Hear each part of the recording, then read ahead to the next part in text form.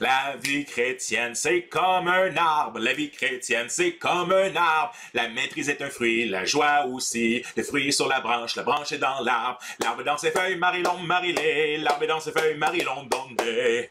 Alors, on arrive dans cette section de l'Épître aux Galates où l'apôtre Paul va utiliser une image qui est si souvent utilisée dans le Nouveau Testament, qui est celle des fruits. Des fruits que les chrétiens vont porter avec l'action surnaturelle du Saint-Esprit dans leur vie. Eh bien, on se rappelle que dans l'Épître aux Galates, l'apôtre Paul combattait deux ennemis bien différents, mais qui étaient tous les deux des déformations du véritable évangile. Il s'attaquait à un évangile babylien, c'est-à-dire l'évangile qui essaie de bâtir son propre salut en construisant une tour vers Dieu. Et cet évangile babylien peut ressembler à plusieurs choses. Il peut essayer de, parce que moi je suis bon, je vais gagner la faveur de Dieu, ou peut ressembler parce que je suis un juif, et on est fier d'être un juif, et je vais être sauvé par ma nationalité, ou du fait que je suis le peuple élu, etc. Et il y a l'autre évangile, l'autre faux évangile qui s'appelle l'évangile desperado. Donc ce cow-boy solitaire qui vit comme il veut, sans foi ni loi, et qui est persuadé quand même d'être sauvé parce qu'il n'est pas sous la loi, mais sous la grâce, et la grâce lui permet de faire n'importe quoi. L'apôtre Paul, quand il arrive en Galates chapitre 5, va dire, non, nous sommes réellement, il y a une puissance d'être délivrés du péché. Imagine d'être délivré de ce fardeau-là. Et délivré aussi de toute la condamnation de la loi qui disait qu'il fallait que tu sois parfait pour être sauvé. Et non, Jésus-Christ est venu pour mourir sur la croix. Et ce sacrifice parfait peut être imputé à toi, c'est-à-dire que la valeur du sacrifice de Jésus est imputée à la dette que tu as envers Dieu, et ça te permet de pouvoir être déclaré juste devant Dieu. Mais l'apôtre Paul va nous dire, tout comme en Romains, pécherions-nous afin que la grâce abonde? Bien sûr que non. Et l'apôtre Paul, donc, va adresser en Galates chapitre 5 particulièrement cette pensée que certaines personnes vont dire, parce que je suis sauvé et que peu importe les péchés que je vais faire, j'ai une carte de crédit, c'est même déjà payé. C'est payé avant, péché maintenant. Et donc, non, c'est pas, l'apôtre Paul dit, non, ça marche pas comme ça du tout. Il dit, la loi, il y a un lien entre la loi et la grâce, puis la loi nous pointait vers notre besoin de Jésus-Christ puis notre besoin d'un sauveur. Mais la grâce n'est pas pour qu'on se laisse aller aux œuvres de la chair, mais bien sûr pour qu'on laisse pousser les fruits de l'esprit. Et donc, ce que j'aimerais qu'on fasse aujourd'hui ensemble, c'est qu'on va se promener dans un verger ensemble, pour dire, on va se promener dans plusieurs passages du Nouveau Testament. Et ça, c'est quelque chose que, je dois redire, c'est quelque chose d'extrêmement important. Parfois, on a des mauvais plis en tant que chrétien, ou on a des mauvaises compréhensions, mais la façon, comment est-ce qu'on change une mauvaise compréhension? C'est en lisant la Bible. C'est en voyant ce que la Bible dit, non pas à une seule place, mais parfois on va lire un message, on va lire un passage, puis nos lunettes, je porte des lunettes roses, c'est rose. Mais des fois, on est bon, nous autres, pour voir dans le texte qu'est-ce qu'on est habitué d'y voir. Et c'est là que dans l'évangile, parfois babylien ou l'évangile desperado, quand on a fini par penser qu'un de ces deux-là, c'était le véritable évangile, c'est difficile. On va lire le passage, puis on va le lire selon si on est un desperado ou si on est un babylien. Mais la réalité, c'est que quand on lit la Bible et qu'on commence à voir dans plusieurs passages que le texte dit quelque chose qui semble être un peu différent de comment je l'ai compris, l'important, c'est de suivre l'Écriture. Jésus va dire, ta parole est la vérité. Sanctifie-nous au travers la vérité. Et donc, on va se promener un peu ensemble pour vraiment faire ça. Mais c'est quoi le lien entre les fruits puis le fait qu'on est sous la grâce? Puis, est-ce que les fruits, c'est juste que j'attends que ça pousse tout seul? Ou est-ce que le Seigneur s'attend quelque chose de notre part par rapport à ces fruits-là? Alors, il y a deux types, en guillemets, de fruits ou de choses. Il y a premièrement les œuvres de la chair, puis ça ressemble à des fruits pourris. Et l'apôtre Paul va nous en parler. On va regarder ces œuvres de la chair aussi et voir un peu, dans plusieurs passages, qu'est-ce qui nous est dit par rapport à celle-là. Et bien sûr, il y aura les bons fruits. Et donc, déjà, plusieurs passages viennent en tête. La parabole du semeur, par exemple, qui nous dit que la terre qui a reçu, la semence est jetée dans 4 terrains différents. Le premier, le diable vient, puis il n'y a rien qui pousse. Le deuxième, ça pousse rapidement, mais dès que les épreuves viennent, la foi tombe. Un autre, la foi est étouffée par le fait de vouloir être riche ou les tracasseries de ce monde. Et le quatrième terre, où où il porte un fruit incroyable. Et il y a du 30, 60, 90, je me rappelle bien. Et ce qui est intéressant, un fermier me disait à un moment donné dans une des églises où j'étais, que même le 30, c'est un 30 pour 1, c'est quand même extraordinaire le retour que tu as au point de vue de la semence. Fait, à quelque part, les chrétiens vont avoir des fruits différents, puis ils vont avoir des marches différentes. Mais une des constantes, c'est qu'ils auront tous du fruit. Et c'est ce qu'on va voir aujourd'hui ensemble. Alors, nous sommes en Galates, chapitre 5, versets 19 à 21. Et bien sûr, on va le décortiquer. Je lis rapidement parce que j'aimerais ça qu'on décortique ça et qu'on va un peu plus loin ensemble. Verset 14, « Car toute la loi est accomplie dans une seule parole, dans celle-ci. Tu aimeras ton prochain comme toi-même. » Et ici, on va le voir, c'est tellement dit souvent dans le Nouveau Testament. Jacques va le dire, il va en parler de la loi royale. On a vu ça dans une autre capsule. Donc, à quelque part ici, Jésus a résumé la loi au complet par « Tu aimeras le Seigneur ton Dieu de toutes tes tripes, de tout ton cœur, de tout ton esprit, de toute ton âme, et ton prochain comme toi-même. » Donc, il dit, la lignée de base là, de la marche par l'esprit, c'est d'aimer ton prochain et d'aimer Dieu. Mais l'apôtre Paul va souligner, les œuvres de la nature humaine sont évidentes. Ce sont l'adultère, l'immoralité sexuelle, c'est-à-dire la sexualité en dehors du cadre du mariage entre un homme et une femme, toutes les formes de sexualité à l'extérieur de ce cadre-là que la Bible donne est une immoralité sexuelle. L'impureté, la débauche, l'idolâtrie, la magie, les haines, les querelles, les jalousies, les colères, les rivalités, les divisions, les sectes, l'envie, les meurtres, l'ivrognerie, les acceptables et les choses semblables, je vous en préviens comme je l'ai déjà fait, ceux qui ont de tels comportements n'hériteront pas du royaume de Dieu. Et là, on va le garder en suspens. Il fait la liste des œuvres de la chair, ou les œuvres de la nature humaine. Puis il dit, quand ces œuvres-là, ce que l'apôtre Paul nous dira un peu plus loin dans Galates 5, il dit, il n'y a pas de loi contre le fait de suivre l'esprit puis de vouloir mettre les bons fruits dans nos vies. Il dit, celui qui est sauvé par grâce, là, il va fuir toute cette liste-là de choses-là. Et même que, nous dirait l'apôtre Paul, je vous préviens comme je l'ai déjà fait. Quand la Bible dit quelque chose deux fois, ça le souligne. J'ai souligné ici. Ceux qui ont un tel comportement n'hériteront pas du royaume de Dieu. Et là, notre première réaction, c'est de dire, oh, ta minute, c'est parce que moi, il y a des choses là-dedans dans mon cœur, ça m'arrive de faire, tu sais, puis mais c'est là la différence fondamentale. Vous vous rappelez quand on parlait de Martin Luther, qui disait, simul justus et peccator. Le chrétien est à la fois juste et pécheur. Et la différence, je vous dirais ici, puis c'est une chose importante à se rappeler, c'est qu'il n'est pas, le chrétien n'est pas abonné au péché. Il va se battre contre ce péché-là. Il va se repentir de son péché. Il ne va pas rester dedans. Dernièrement, un de mes mentors dans la foi et dans la foi de beaucoup de personnes, je ne le nommerai pas ici, mais une enquête a ressorti dans laquelle il avait pendant des décennies eu des relations sexuelles extramaritales, qui a même été jusqu'à certains cas dans de l'inconduite sexuelle, même jusqu'à un viol. Et ça a un impact extraordinaire sur le monde, sur tous les gens. C'est un chrétien avec une forte influence. Et c'est là que ça vient me chercher. Puis des fois, quand je regarde, c'est une chose qu'un chrétien pêche et se repente.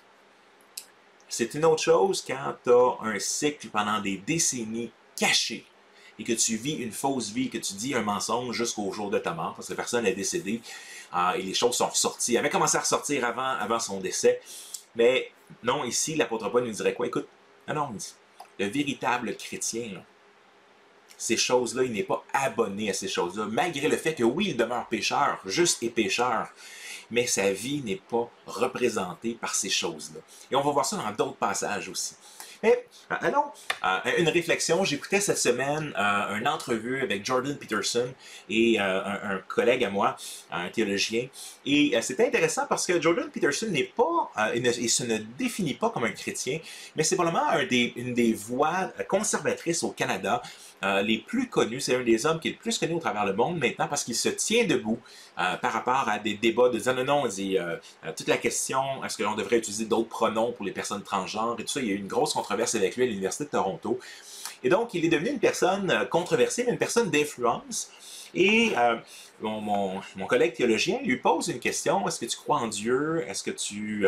Et Peterson répond à une question, il dit, je sais pas, il dit, c'est vraiment une bonne question, il dit, j'ai peur de croire qu'il existe, de croire les implications qu'il peut y avoir, mais si on parle des chrétiens, il dit, j'ai de la misère à croire si un Dieu existe, c'est celui du christianisme, parce que quand je regarde la vie des chrétiens, je vois pas la transformation qui est promise. Quand je les regarde en groupe, là, la fameuse, c'est quoi le bénéfice de devenir chrétien s'ils sont encore des tout croches, puis s'ils ont des failles comme ça.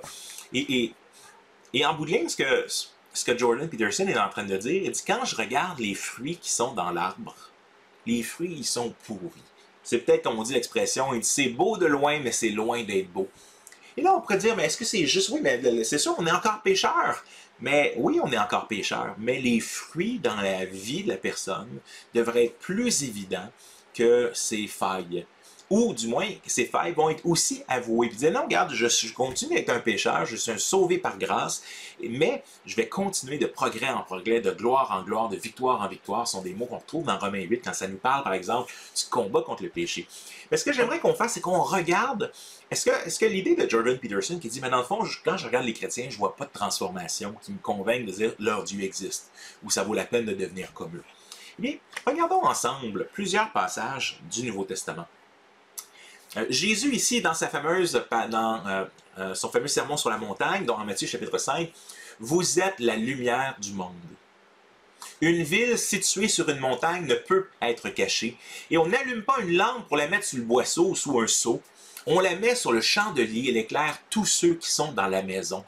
Que votre lumière luise ainsi devant les hommes, afin qu'ils voient vos bonnes œuvres et qu'ils glorifient votre Père qui est dans les cieux. » Jésus lui-même nous dit, « Hey, vous êtes la lumière du monde. Vous êtes le sel de la terre. Si le sel a perdu sa saveur, à quoi bon? Il irait juste être bon à piétiner sur le côté de la route. » Il est en train de dire que votre lumière brille devant les hommes afin qu'ils voient vos bonnes œuvres. Et là, on revient avec notre tension. On n'aime pas ça qu'on entend en tant qu'évangile le mot bonnes œuvres, mais il faut se rendre à l'évidence que Jésus l'utilise beaucoup. Œuvres, fruits, c'est des choses qui vont être souvent utilisées. Et ici, le point de Jésus, c'est, hey, votre lumière va luire devant les hommes afin qu'ils voient vos bonnes œuvres et qu'à quelque part, ils font un lien entre vos bonnes œuvres puis notre Dieu, notre Père qui est dans les cieux. Alors Jésus nous dit, ben, vous êtes la lumière. C'est ailleurs, dans Matthieu 7, encore Jésus qui parle, c'est à leurs fruits que vous les reconnaîtrez. Cueille-t-on des raisins sur des épines ou des figues sur des chardons? Évidemment, la réponse est non. Et à quelque part ici, Jésus parle particulièrement des faux docteurs, des faux prophètes qui viendront dans l'Église. Et c'est peut-être ceux qui sont plus faciles, c'est ceux qui sont en avant. C'est plus facile de voir les fruits des gens qui sont en avant ou qui disent hey, « écoutez-moi, écoutez-moi ». Mais c'est vrai aussi de tous les chrétiens. C'est à leurs fruits que vous les reconnaîtrez. Cueille-t-on des raisins sur des épines? Non. Cueille-t-on des figues sur des chardons? Non. Est-ce qu'on cueille des poires sur un pommier? Non. Donc, on va produire du fruit selon notre nature. C'est à leurs fruits que vous les reconnaîtrez. Cueille-t-on des raisins sur des épines ou des figues sur des chardons? Tout bon arbre produit de beaux fruits, tandis que l'arbre malade produit de mauvais fruits. Un bon arbre ne peut produire de mauvais fruits, ni un arbre malade produire du bon fruit. Tout arbre qui ne produit pas de beaux fruits est coupé et jeté au feu. C'est donc à leurs fruits que vous les reconnaîtrez. Ce ne sont pas tous ceux qui me disent « Seigneur, Seigneur » qui entreront dans le royaume des cieux, mais cela, lui seul, qui a fait la volonté de mon Père qui est dans les cieux. Et donc, un passage tellement important qui nous dit quoi en Moulet? À quelque part, et j'aime cette traduction qui dit qu'il fait une différence entre un arbre en santé et un arbre malade. Une des images qu'on peut trouver dans l'Écriture pour le péché, c'est on est touché par un cancer qui est le péché.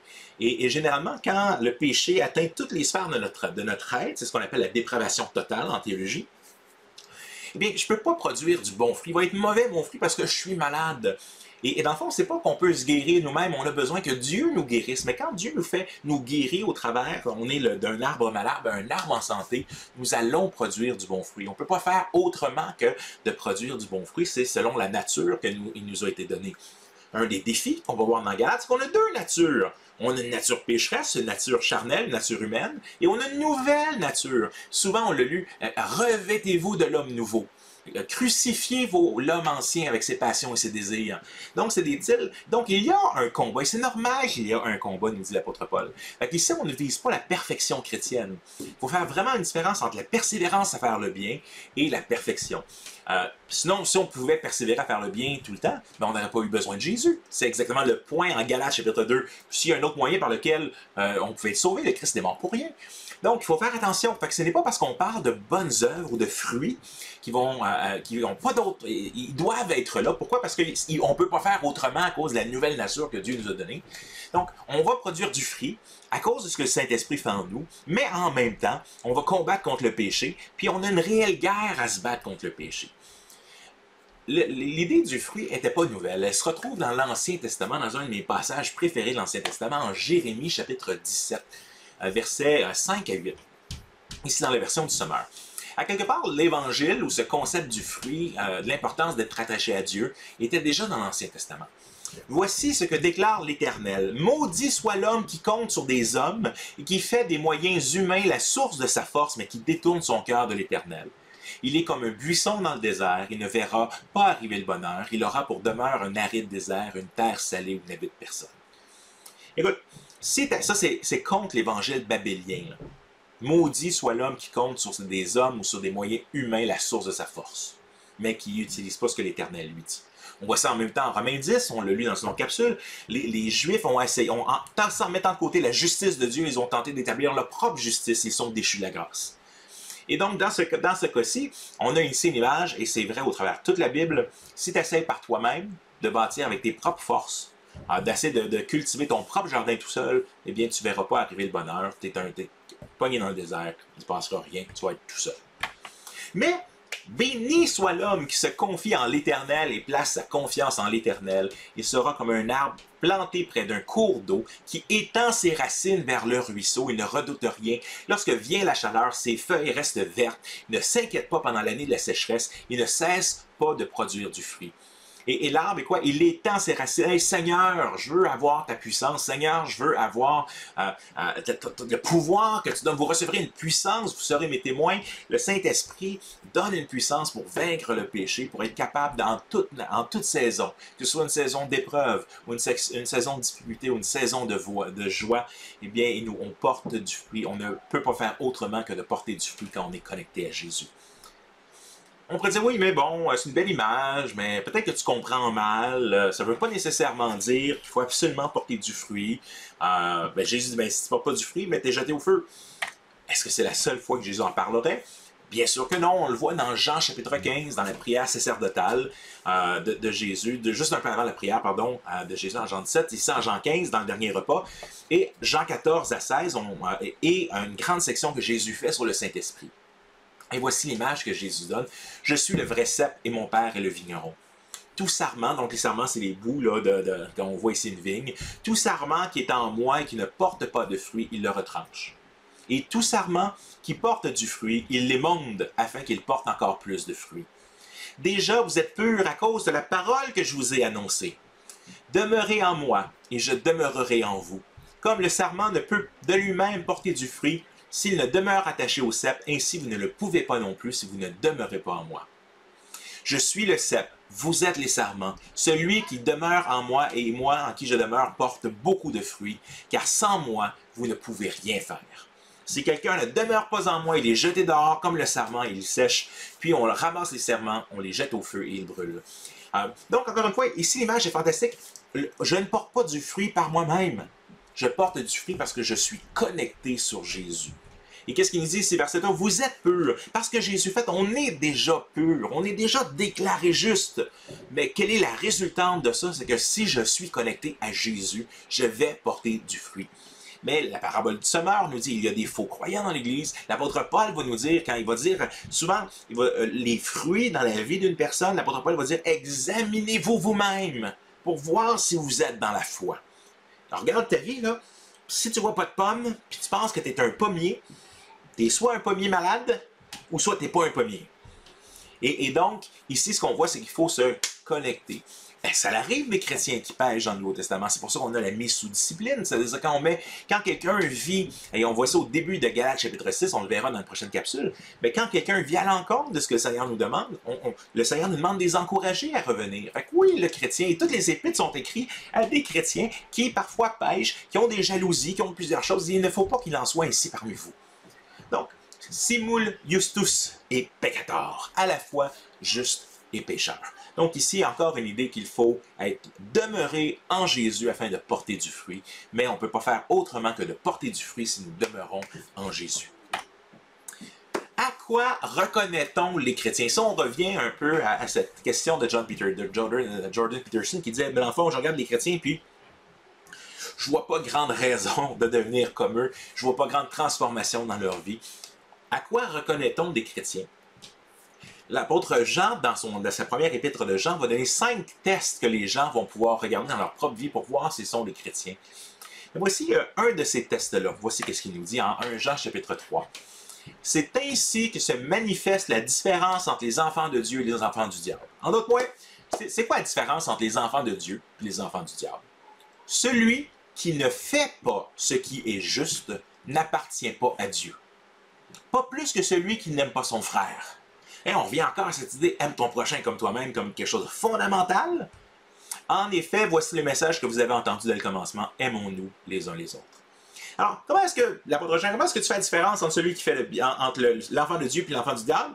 L'enfant de Dieu, dans une autre version, on dira, pratique la justice. Mais là, ça nous parle, ça dit fait. Mais non, on est juste à cause de ce que Jésus a fait pour nous à la croix, oui. Mais c'est quoi la résultante? C'est que quand je regarde, c'est comme la bourse. Vous savez, la bourse, elle monte, puis elle descend. Mais sur une longue période de temps, elle continue à monter. Fait que oui, il y a des chutes, que celui qui est debout ne prenne garde de tomber. Mais quand on tombe, quand on est deux, on se relève plus facilement. Puis quand on tombe, on demande pardon, puis on continue. C'est ça la grâce, c'est qu'on a accès à un pardon immérité. Ce n'est pas nos efforts qui font de nous qu'on est sauvés. Nous sommes sauvés à cause de ce que Jésus a fait. Mais comment est-ce que je sais qui sont ceux qui sont sauvés? Ceux qui sont sauvés pratiquent la justice. Pas parfaitement, parce qu'au début de 1 Jean, chapitre 1, ça dit quoi? Celui qui pense qu'il n'y a aucun péché, c'est un menteur. Mais si nous confessons nos péchés, il est fidèle et juste pour nous les pardonner. Mais je vous écris ces choses afin que vous ne péchiez pas, 1 Jean 2:1. Mais quand nous péchons, nous avons un avocat, Jésus-Christ le juste, qui plaide pour nous. Et c'est là qu'on voit cette tension. Et on aimerait tant des fois vivre seulement que ce soit blanc ou noir, que ce soit clairement défini. Non, il y a une tension. Simul justus et peccator. Il y a une tension. Je suis sauvé par grâce. Mais le salut par grâce m'amène à avoir des fruits dans ma vie. Puis si je regarde dans ma vie, puis je vois pas de fruits, s'il n'y a pas de fruits, dans tous les cas, au minimum, il y a un problème. Qu'est-ce qu'on a besoin de faire dans ce temps-là? On se repent. On se tourne vers Dieu. Seigneur, j'ai besoin de ta grâce. Je suis un pécheur. La grâce est donnée à quiconque croit. Quiconque croit au nom du Seigneur sera sauvé. Mais en même temps, on vient de lire dans Matthieu 5, ce n'est pas tout le monde qui dit Seigneur, Seigneur qui seront sauvés, mais ceux qui font la volonté de mon Père. On a prêché en ton nom, on a exorcisé des démons, on a fait des miracles. Et Jésus nous dit quoi, Matthieu 7? Il dit, arrière de moi, je ne vous ai jamais connu. Et donc, à quelque part, encore une fois, il y aura des faux chrétiens, il y aura des faux docteurs, des faux pasteurs, des faux prophètes. Mais à quoi on les reconnaît? On les reconnaît aux fruits qu'ils ont dans leur arbre sur du long terme. Et de la même façon, quand je regarde dans ma vie que je ne vois pas de fruits, mais ce que je suis appelé à faire, c'est de me repentir. Comme qu'on prend la Sainte Seine, que chacun d'entre vous s'examine lui-même pour dire, mais Seigneur, je me regarde, là, je suis loin d'être la perfection. Puis au dernier jour de ma vie, avant d'être enlevé ou avant de mourir, je vais quand même regarder ma vie encore et dire, Seigneur, j'ai besoin de ta grâce. C'est ça qui est extraordinaire, c'est que je peux vivre avec la liberté chrétienne de savoir que je ne vais pas être parfait. Je ne peux pas être parfait. Mais je vais marcher vers la perfection avec l'aide de Dieu. Mais je ne peux pas être parfait ici-bas. Mais je regarde avec une liberté de Dieu, Seigneur, je suis à toi, je suis ton enfant, j'ai accès à la puissance du Saint-Esprit. C'est extraordinaire. Alors, continuons un peu, en retournant à nos fruits, j'aimerais ça comparer un peu 1 Corinthiens 6, Éphésiens 4 et 5 et Galates 5, 16 sur certains passages rapidement. Je constate qu'il y a beaucoup de passages, on passe vite, vous pourrez repasser sur ces passages-là ou même m'écouter une deuxième fois. Avec votre Bible, pesez sur pause, c'est un des avantages là, de le faire en vidéo, et d'aller lire dans les passages, lire dans les contextes. Éphésiens chapitre 4 nous dit ceci, « Voici ce que je dis et ce que j'affirme dans le Seigneur. Vous ne devez plus vous conduire comme les non-croyants qui se laissent guider par la sottise de leurs pensées. Ils ont l'intelligence obscurcie, ils sont étrangers à la vie de Dieu à cause de l'ignorance qui est en eux, à cause de l'endurcissement de leur cœur. Ils ont perdu tout sens moral et se sont livrés à la débauche pour commettre avec avidité toutes sortes d'impuretés. » L'apôtre Paul en Éphésiens, en Corinthiens, en Galates traite un même problème, qui est essentiellement, on a tendance à vouloir continuer à pécher. Ici, il dit, hey, je l'affirme dans le Seigneur, là, au nom du Seigneur, là, on ne doit plus se conduire comme les non-croyants. De la même manière que dans Galates 5,16, je le dis donc, marchez selon l'esprit, vous n'accomplirez pas les désirs de la chair. Et l'apôtre Paul nous dit quoi? C'est que les désirs de la chair, mais on doit les mettre de côté. Pourquoi? Parce que ça ne doit pas me définir en tant que chrétien. Je dois m'en tenir le plus loin possible de ces choses-là. Et donc, c'est la même chose qui est affirmée en Éphésiens 4. Et là, notre fameux passage tout à l'heure qui nous disait, là, on voit ici en Galates 5,16, on a de nouveau toute la liste, les œuvres de la nature humaine ou de la chair sont évidentes, ce sont l'adultère, l'immoralité sexuelle, l'impureté, la débauche, l'idolâtrie, la magie, etc. Et ici, il dit, je vous préviens, comme je l'ai déjà fait, ceux qui ont de tels comportements n'hériteront pas du royaume de Dieu. Puis là, on était surpris, puis on était un peu comme, ben là, je ne suis pas sauvé par mes œuvres, mais il est en train de dire, si je fais ces affaires-là, je ne vais pas être dans le royaume de Dieu. Mais, comme on l'a vu tout à l'heure, c'est que c'est une question de fruits et de transformation. Mais voyons que ce passage revient pas seulement en Galates, mais il revient aussi en 1 Corinthiens 6, puis aussi en Éphésiens 4. Et regardons dans ces contextes-là. 1 Corinthiens 6, ne savez-vous pas que les injustes n'hériteront pas du royaume de Dieu? Ne vous y trompez pas. Ni ceux qui vivent dans l'immoralité sexuelle, ni les idolâtres, ni les adultères, ni les travestis, ni les homosexuels, ni les voleurs, ni les hommes toujours désireux de posséder plus, ni les ivrognes, ni les calomniateurs, ni les exploiteurs, n'hériteront du royaume de Dieu. Si ta vie se définit par ça, ben, tu n'hériteras pas du royaume de Dieu. Pourquoi? Parce que, tout de suite à l'autre passage, verset 11, et c'est là ce que vous étiez, certains d'entre vous. Mais vous avez été lavés, vous avez été déclarés saints, vous avez été déclarés justes au nom du Seigneur Jésus-Christ et par l'Esprit de notre Dieu. C'est incroyable! Fait qu'il est en train de dire, l'apôtre Paul, il dit, le chrétien n'est pas défini. Ça ne veut pas dire qu'on ne pêche pas une fois de temps en temps, mais ça veut dire qu'on n'est pas défini par ça, parce que c'est ce que nous étions. Nous sommes une nouvelle créature. Toutes choses anciennes sont passées. Toutes choses sont devenues nouvelles. Et donc, ici, 1 Corinthiens 6, hey, comprenez bien, là, tu ne peux pas continuer de vivre dans cette liste-là à ton quotidien, puis te vautrer comme un porc dans la boue, et dire, hey, moi, là, je suis sauvé par grâce. Ça ne marche pas comme ça. Éphésiens 4, que l'immoralité sexuelle, impureté sous toutes ses formes, ou la soif de posséder ne soit même pas mentionnée parmi vous comme il convient à des saints. Qu'on n'entende pas de propos grossiers, de propos stupides ou équivoques. C'est inconvenant, mais plutôt des paroles de reconnaissance. Vous le savez bien, en effet, aucun être immoral, impur ou toujours désireux de posséder plus, c'est-à-dire idolâtre, n'a d'héritage dans le royaume de Christ et de Dieu. La même chose, il est en train de dire la même chose. Regarde, voici les choses. Puis là, on peut dire, ben, il est en train de leur donner cette liste-là parce que certains chrétiens, parfois, vont pécher, puis des fois, bon, il y en a un qui fait une joke qui est inconvenante, puis l'autre qui a une soif de posséder, puis il court après l'argent, puis l'autre, là, c'est un rappel, hey les gars, c'est pas ça qui doit nous définir, ça, c'est les œuvres de la chair, c'est plus qui on est maintenant, repens-toi de nouveau. Et le pardon est toujours accessible, et le chrétien va être attristé quand il pêche. Alors, on a dans les trois cas, ici, dans le fond, aucun de ceux-là, aucun des injustes n'hériteront du royaume de Dieu. Aucun immoral impur n'a d'héritage au royaume de Christ et de Dieu. Et la liste des œuvres de la chair, l'apôtre Paul dit, je vous préviens, comme je l'ai déjà fait, ceux qui ont un tel comportement n'hériteront pas du royaume de Dieu. Donc, ce qui est clair, c'est que la version desperado de l'Évangile est un faux évangile. Tu ne peux pas continuer de vivre comme tu veux. Ça, c'est la définition du péché. Pourquoi? Parce que tu as été une nouvelle nature, tu as une nouvelle création, tu es un nouvel être, tu as une nouvelle nature, le Saint-Esprit vient en toi, Et donc, tu étais un arbre malade, tu es devenu un arbre en santé. C'est donc impossible de ne pas porter du fruit. Alors, 1 Corinthiens, on l'a lu ici, c'est lorsque vous étiez, mais vous avez été lavé, vous avez été déclaré juste.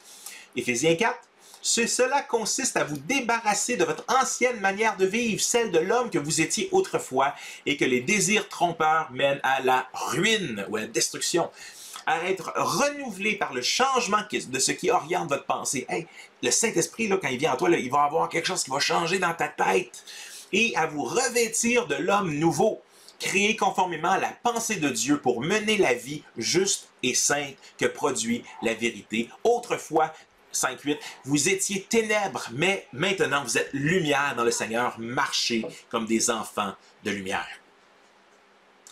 Encore une fois, ici, ce qu'on peut se rendre compte, c'est que cela consiste à vous débarrasser. Débarrassez-vous. Soyez renouvelés. Revêtez l'homme nouveau. Marchez dans la lumière. Et là, on se rend compte que c'est des impératifs. Ces impératifs-là ne sont pas donnés à Dieu, ils sont donnés à toi, à moi. Donc, marchez selon l'esprit et tu n'accompliras pas les désirs de la chair. C'est un impératif, c'est un ordre, c'est un commandement. Et on va se rendre compte que, et c'est quoi le fruit de marcher dans la lumière? Bien, Éphésiens 4 encore. Car le fruit de la lumière consiste en toutes sortes de bonté, de justice et de vérité. Examinez ce qui est agréable au Seigneur et ne prenez point part aux œuvres infructueuses des ténèbres, mais plutôt condamnez-les. Il faut condamner. On annonce l'Évangile aux pécheurs. On condamne les mauvaises actions, les œuvres des ténèbres, les injustices. Mais ce qui est intéressant ici, c'est le fruit de la lumière. Galates 5.16, le fruit de l'esprit. Donc, on est similaire. L'apôtre Paul utilise deux exemples un peu différents, mais parle de la même réalité. Le fruit de l'esprit, ce que je vais voir dans mon arbre, c'est l'amour, la joie, la patience, la bonté, la bienveillance, la foi, la douceur, la maîtrise de soi. Le fruit de la lumière consiste en toutes sortes de bonté, de justice et de vérité. Examine ce qui est agréable au Seigneur. Pose-toi la question dans tout ce que tu fais, est-ce que ça va être agréable au Seigneur? Mais il y a quand même un petit quelque chose qui nous chicote dans tout ça. Parce qu'on se dit, mais oh, ça sonne tellement pas comme la grâce, cette affaire-là. La grâce est notre grosse tondeuse qui nous donne la puissance de faire la bonne chose. Nous sommes libérés du péché. Il y a un théologien que j'aime bien qui s'appelle Dallas Willard qui dit cette phrase. La grâce n'est pas opposée aux efforts, mais au mérite. Je répète, la grâce n'est pas opposée aux efforts, mais au mérite. Le Seigneur va nous demander de faire des efforts en tant que croyants. Mais le Seigneur déteste les mérites qu'on essaie de gagner par nous-mêmes la faveur de Dieu. Et pour voir que cette citation est réellement tirée de l'Écriture, encore une fois, on regarde plusieurs passages. 2 Pierre, chapitre 1, verset 3 et suivant. « Par sa puissance, en effet, Dieu nous a donné tout ce qu'il faut pour vivre, dans l'attachement au Seigneur, en nous faisant connaître celui qui nous a appelés par la manifestation de sa propre gloire et l'intervention de sa force. » Dieu t'a tout donné. On n'a pas besoin d'attendre une seconde expérience, on n'a pas besoin d'attendre que le Saint-Esprit vienne de façon visible sur nous. Non, tu as déjà en tant que croyant la puissance de Dieu pour vivre dans l'attachement au Seigneur, notre version dit dans la piété, dans une relation où je grandis dans ma sainteté. Pourquoi? Parce que nous connaissons qui Jésus est. Pour cette raison, nous dit l'apôtre Pierre, à cause de la grâce de Dieu qui nous a été donnée, à cause de la grâce, le don du Saint-Esprit qui nous a été donné, faites tous vos efforts. Faites tous vos efforts. La grâce n'est pas opposée aux efforts, mais elle est opposée au mérite. Une fois que tu as accepté la grâce imméritée de Dieu, une fois que le Saint-Esprit vient dans ta vie, fais tous tes efforts. Pourquoi? Parce que tu as la confiance que Dieu est là avec toi pour t'aider dans toutes ces choses-là. Pour ajouter à votre foi la force de caractère, la connaissance, la maîtrise de foi, de soi, la maîtrise de soi, l'endurance dans l'épreuve, l'endurance, l'attachement à Dieu, à cet attachement, l'affection fraternelle et à l'affection fraternelle, l'amour. Il y en a des Legos à rajouter, là. La grâce n'est pas opposée aux efforts, mais au mérite. L'apôtre Paul nous dit exactement la même chose ailleurs, en Tite, chapitre 2, verset 11 et suivant. « Car la grâce de Dieu, source de salut pour tous les hommes, a été manifestée. » Elle nous enseigne, la grâce nous enseigne. La grâce nous enseigne à renoncer à l'impiété.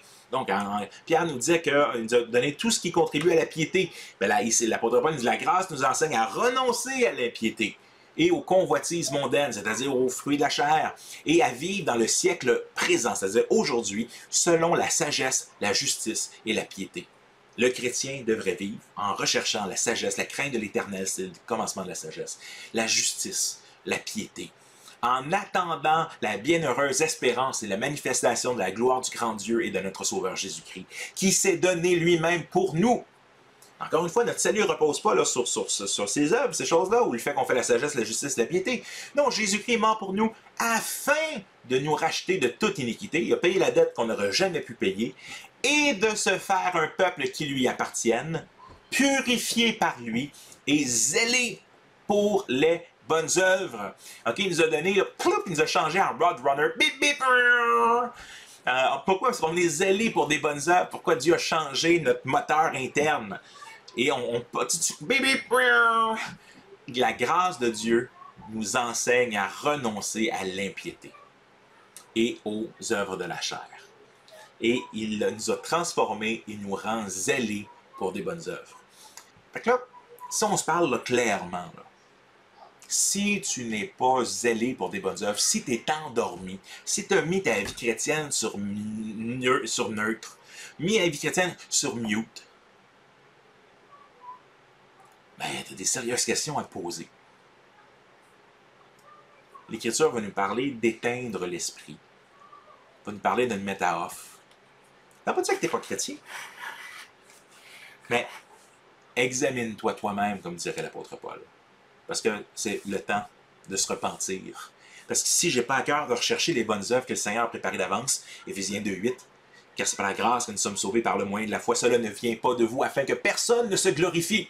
Mais vous êtes son ouvrage ayant été créé, recréé en Jésus-Christ pour des bonnes œuvres que Dieu a préparées d'avance afin que nous les pratiquions. Alors c'est là. Fait, au lieu de toujours avoir cette tension de dire « Ah, les bonnes œuvres, c'est pas bon cette affaire-là. Là. Ah, c'est lourd les bonnes œuvres. » Essayez de vivre la vie chrétienne sans le Saint-Esprit, c'est un fardeau lourd. 1 Jean nous dit qu'avec la puissance du Saint-Esprit, les commandements de Dieu ne sont pas pénibles. La différence, c'est qu'on a les chaussures de Roadrunner. Bip, bip, comment on fait pour être rempli de l'Esprit? Comment on passe d'un fardeau à un soulier de Roadrunner? Bip, bip, Éphésiens 5. C'est pourquoi ne soyez pas inconsidérés, mais comprenez quelle est la volonté du Seigneur. Il dit, hey, prends le temps de bien réfléchir, là, puis prends le temps de comprendre qu'est-ce que le Seigneur demande de toi. Ne vous enivrez pas de vin. C'est de la débauche, c'est un des fruits de la chair. Le vin lui-même n'est pas un fruit de la chair. S'enivrer est un fruit de la chair.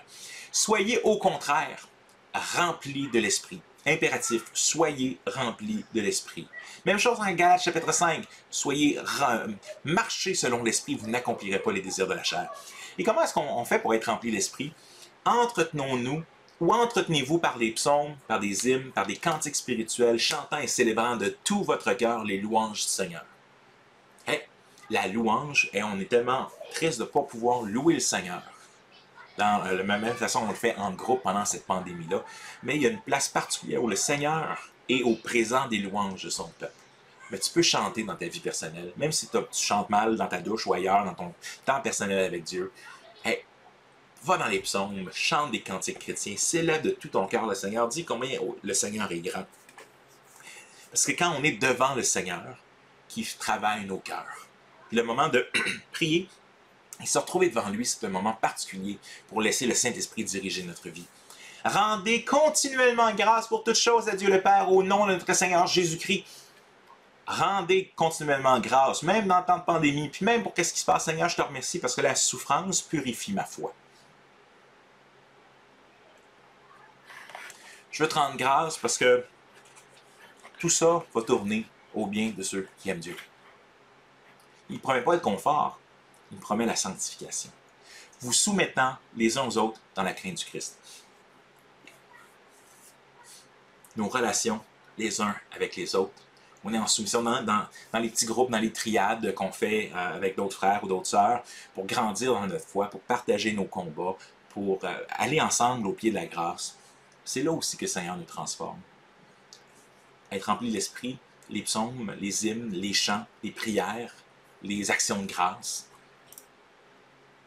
1 Thessaloniciens 4 nous en parle aussi. Maintenant, donc, frères et sœurs, vous avez appris de nous comment vous devez vous conduire et plaire à Dieu. Et c'est ce que vous faites. De même, nous vous le demandons et nous vous y encourageons dans le Seigneur Jésus, progressez encore. Intéressant, hein? Ici, on ne parle pas de plaire à Dieu par nos mérites avant notre conversion. On parle de plaire à Dieu par nos actions en tant que nouvelle créature guidée par le Saint-Esprit. Maintenant donc, frères et sœurs, vous avez appris de nous comment vous devez vous conduire et plaire à Dieu. Donc, les enseignements du Nouveau Testament sont une direction pour le chrétien de qu'est-ce que ça veut dire aimer Dieu dans le concret. Et il dit, je vous encourage à progresser encore. Puis il dit, hey, c'est ce que vous faites là, vous êtes dans sa bonne voie, mais continuez. Vous savez en effet quelles instructions nous avons données de la part du Seigneur Jésus. Donc, ça ne vient pas, je dis, des fois les gens, ah, mais ça c'était Paul, c'est pas Jésus. Non, non, c'est dans l'Écriture, ça vient de Dieu. Mais ici, ça nous spécifie de façon spéciale. Vous savez quelles instructions nous vous avons données de la part du Seigneur Jésus. Ce que Dieu veut, la volonté de Dieu pour toi, c'est votre progression dans la sainteté. C'est que vous vous absteniez de l'immoralité sexuelle. On saute quelques versets. En effet, Dieu ne nous a pas appelés à l'impureté, mais à la consécration. Celui donc qui rejette ses instructions ne rejette pas un homme, mais Dieu qui vous a aussi donné son Saint-Esprit. L'apôtre Paul disait, la personne qui dirait, là, non, regarde, c'est faux, là, moi, je veux être un desperado, là, voyons, le véritable évangile, c'est que je peux faire comme je veux, je dois jamais me sentir comme si je suis obligé de faire quoi que ce soit. Ici, l'apôtre Paul nous dit, si tu penses ça, mon ami, tu ne rejettes pas un homme, tu rejettes le Saint-Esprit. Parce que ça, c'est les instructions que Dieu a données au travers de Jésus. C'est les instructions que Dieu a données au travers de son Saint-Esprit. À la fin d'un Thessalonicien, nous vous recommandons, frères, avertissez ceux qui mènent une vie déréglée. On va voir exactement la même chose en Galates chapitre 6, dans la prochaine capsule. Réconfortez ceux qui sont découragés. Soutenez les faibles. Soyez patients envers tous. Veillez à ce que personne ne rende le mal pour le mal, mais en toute occasion, recherchez le bien, dans vos rapports mutuels comme envers tous les hommes. Et là, il nous donne des choses bien précises qu'on peut faire justement pour être rempli du Saint-Esprit. Soyez toujours dans la joie. C'est pas facile d'être dans la joie dans les moments difficiles. Pas une joie gna-gna, là. Une joie profonde. Soyez toujours dans... Regarde comment les bontés de Dieu dans toutes les situations de ça. Priez sans cesse. Soyons toujours dans une attitude de prière et ayons nos temps pour prier à Dieu. Remerciez Dieu en toutes circonstances. Telle est pour vous la volonté de Dieu que Dieu a exprimée en Jésus-Christ. N'empêchez pas l'esprit de vous éclairer. Ça, c'est la sommaire qu'il met ici. Sinon, ça dit, n'éteignez pas l'esprit. Ne méprisez pas les prophéties. Des fois, Dieu va mettre des choses sur nos cœurs, ou des choses à faire, ou des encouragements autres. Ne méprise pas ça. Au contraire, examinez toutes choses. Retenez ce qui est bon. Des fois, nos impressions, c'est parce qu'on a mangé trop de pizza le soir d'avant. Mais examine pour voir, hey, est-ce que c'est le Seigneur qui me parle? C'est pas le Seigneur qui me parle. Et gardez-vous de ce qui est mauvais, sous quelque forme que ce soit. Et là, on peut voir, wow, hey, ça en fait, là... Avertissez ceux qui mènent une vie déréglée, réconfortez et découragez, soutenez les faibles, veillez à ce que personne ne rentre pour le mal, soyez toujours joyeux, priez sans cesse, n'empêchez pas l'esprit de vous éclairer, examinez toutes choses, gardez-vous du mal. Il me semble que ça fait mal d'impératif qui nous est donné à l'homme, mais c'est quoi la part de Dieu là-dedans? Il termine ce passage avec une prière. Verset d'après, là, on passe du verset 22 au verset 23. Que le Dieu de paix vous rende lui-même entièrement saint, et que vous garde parfaitement esprit, âme et corps pour que vous soyez irréprochables lors de la venue de notre Seigneur Jésus-Christ. Celui qui vous appelle est fidèle et c'est lui qui accomplira tout ça. Pap, pap! La fameuse tension. Mettez en œuvre votre salut avec crainte et tremblement, mais c'est Dieu qui fait en vous le vouloir et le faire. Voici la liste des choses qu'on nous encoude. Prends effort, cherche le Saint-Esprit, priez sans cesse, sois dans la joie, traite bien les gens. C'est tous des commandements donnés aux chrétiens, mais c'est deux côtés de la même pièce. Sache que Dieu t'a donné tout ce qui contribue à la piété. C'est pourquoi fais tous tes efforts. La même chose. Donc, Ce n'est pas un ou l'autre. La grâce n'est pas opposée au mérite. La grâce n'est pas opposée aux efforts, elle est opposée au mérite. Et en terminant, on a notre fameux verset de destruction massive que j'appellerais. C'est que là, on a beau avoir vu là, passage après passage, après passage, après passage, après passage, après passage, après passage, après passage, après passage. Mais ça nous bug encore dans notre tête. Mais oui, mais c'est écrit là, en Romains 6, 23, car le salaire du péché, c'est la mort. Mais le don gratuit de Dieu, c'est la vie éternelle en Jésus-Christ notre Seigneur. Puis là, si je dois faire là, quoi que ce soit de ce que tu viens de me dire, là, tous les commandements, aimez-vous les uns les autres, puis soyez remplis d'esprit, puis priez sans cesse, puis traitez les gens découragés, puis là, c'est plus gratuit.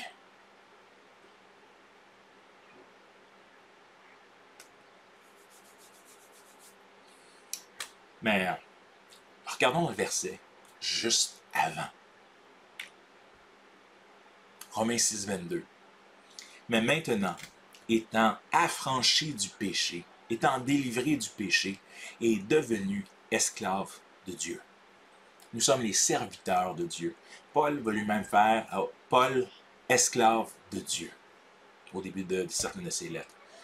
Mais maintenant, étant affranchi du péché et devenu esclave de Dieu, vous avez pour fruit la sainteté et pour fin ou finalité la vie éternelle. Car le salaire du péché, c'est la mort, mais le don gratuit de Dieu, c'est la vie éternelle en Jésus-Christ notre Seigneur. Et la vie éternelle, ce n'est pas juste le paradis à la fin de tes jours. La vie éternelle, c'est de connaître Jésus-Christ. Et quand le Saint-Esprit est en toi, si vous demeurez en moi, vous porterez du fruit. Maintenant, étant affranchi du péché et devenu esclave de Dieu, vous avez pour fruit la sainteté et pour fin la vie éternelle. Notre fameux fruit. La vie chrétienne, c'est comme un arbre. La miséricorde est un fruit, la joie l'est aussi. Le fruit est sur la branche, la frange est dans l'arbre. L'arbre est dans ses feuilles, Marie l'ont marilé. Que le Seigneur puisse, j'espère, vous convaincre par sa parole. C'est pas moi, là, c'est pas Jean-Sébastien qui veut convaincre qui que ce soit. Là. Je prie que l'Écriture convainque que ce qu'on doit rechercher de tout notre cœur, ce que Dieu veut, c'est notre sanctification. On le vit tellement souvent. Ce que Dieu veut, c'est qu'on produise du fruit. Puis qu'on fasse tous nos efforts pour produire des fruits. Puis qu'il y a plein d'impératifs dans le Nouveau Testament, mais ces impératifs ne sont pas lourds. Pourquoi? Parce que je suis toujours dans la joie. Puis pourquoi? Parce que le Saint-Esprit me donne une puissance extraordinaire pour aimer Dieu. Mais je vais le faire imparfaitement. Puis le cadeau de la grâce, c'est que je sais que je suis à la fois juste et pécheur. Mais que Dieu s'attend que je fasse, par sa puissance, tous mes efforts. Et c'est ça une vie chrétienne victorieuse, allant de gloire en gloire, de victoire en victoire. Et beaucoup de chrétiens sont tristes et passent à côté d'une vie chrétienne qui avance. Parce qu'ils se disent, mais là, si Dieu veut faire quelque chose, mais vas-y. Entre-temps, je vais regarder Netflix. Ah, mais, ouais, c'est rien passé. Ben, c'est cette tension. Mettez en œuvre. Mais c'est Dieu qui fait en vous le vouloir et le faire. Il est en train de dire, sache que quand tu es chrétien et que tu fais des bonnes œuvres, là, même là, pète-toi pas les bretelles. Parce que la raison pour laquelle tu le fais, c'est que Dieu t'a donné un cœur nouveau, puis t'a donné la puissance de le faire. Puis que peu importe, nous sommes un serviteur inutile. Que le Seigneur, nos amis, puisse nous aider à rectifier une bonne compréhension de ce qu'on comprend de la vie chrétienne, la marche par l'Esprit, par la parole de Dieu. Et j'espère, et je vous invite à relire et lire les passages qu'on a vus, puis à retourner à genoux devant notre Seigneur. Dire, hey Seigneur, puis que chacun s'examine, pas examiner le voisin, là, que chacun s'examine soi-même. Dire, Seigneur, mais où est-ce que j'en suis dans ma marche avec Dieu? Puis, dans ces fameux trois évangiles, l'évangile babélien, l'évangile d'Esperado, puis l'évangile de grâce, qui m'amène à être libéré du péché, puis à avoir une vie transformée. Qu'est-ce que Jésus a dit? C'est à l'amour que vous aurez les uns pour les autres que le monde verra que vous êtes mes disciples. Ben, soyons cette lumière. Puis si notre lumière est cachée sous un seau, ou si on est en train de mettre un mur devant notre ville dans la montagne pour pas que les gens voient qu'il y a une ville, ben, c'est le temps, mettons le mur à terre. Enlevons le sceau et brillons pour lui par son esprit. Amen.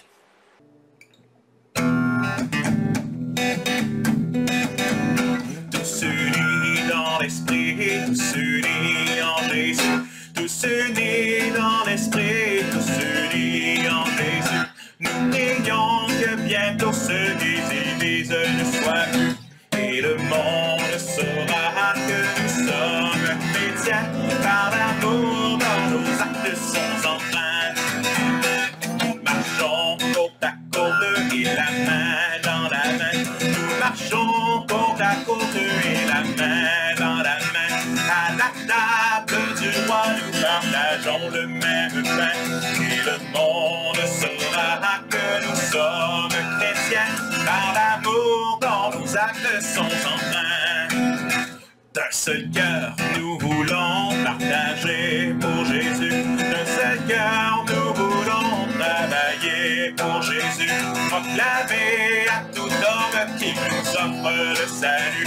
Et le monde saura que nous sommes chrétiens par l'amour dont nos actes sont empreints. Gloire au Dieu. Gloire au Dieu, créateur de la terre et des cieux. Gloire au Fils éternel, rédempteur glorieux. Gloire à l'Esprit qui verse en nous l'amour de Dieu. Et le monde saura que nous sommes chrétiens par l'amour dont nos actes sont empreints. Et le monde saura que nous sommes chrétiens par l'amour dont nos actes sont empreints. Dernière fois. Et le monde saura que nous sommes chrétiens par l'amour dont nos actes sont empreints. Amen.